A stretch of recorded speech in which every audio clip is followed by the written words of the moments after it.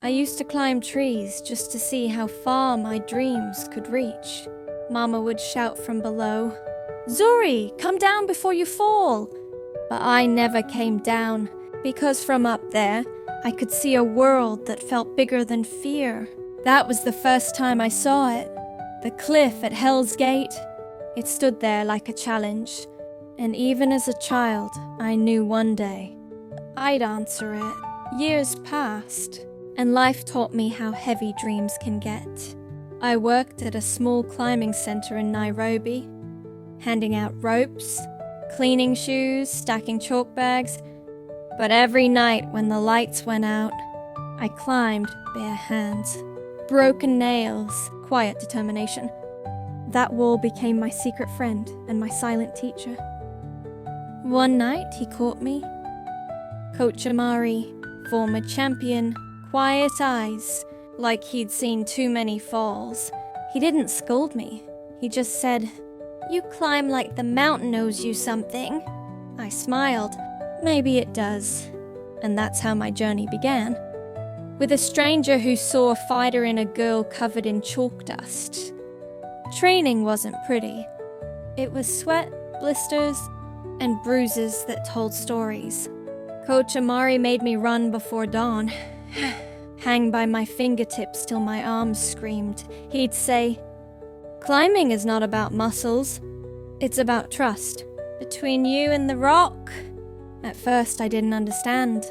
Then one morning I slipped, and the rope caught me. I hung there, breathless, realizing trust wasn't about the rope. It was about me. My mother never liked my dream. She'd come home tired from the market, look at my bruised hands, and shake her head. "Atsuri, danger doesn't feed us." And I'd whisper, "Neither does fear." That night I sat alone, listening to the rain on the roof, wondering if chasing your dream meant breaking someone's heart along the way.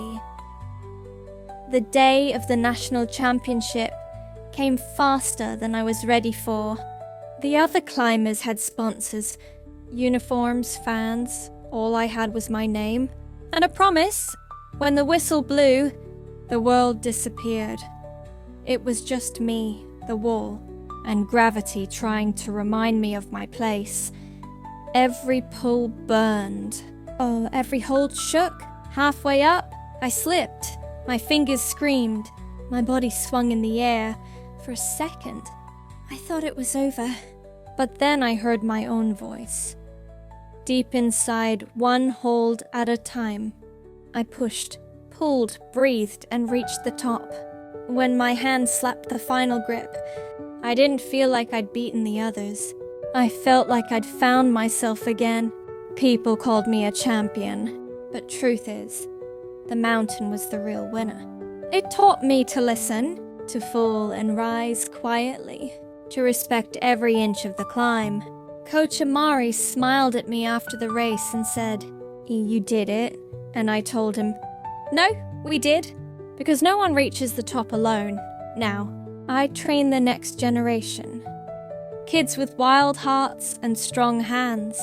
They don't have fancy shoes, but they have courage, and that's worth more than gold. When they climb, I see myself that barefoot girl who once stared at the cliffs and dared to dream. When people ask me, "Zuri, did you conquer the mountain?" I laugh. No, the mountain doesn't get conquered, it gets understood. And every time I climb, I can feel it whisper back, "Welcome home."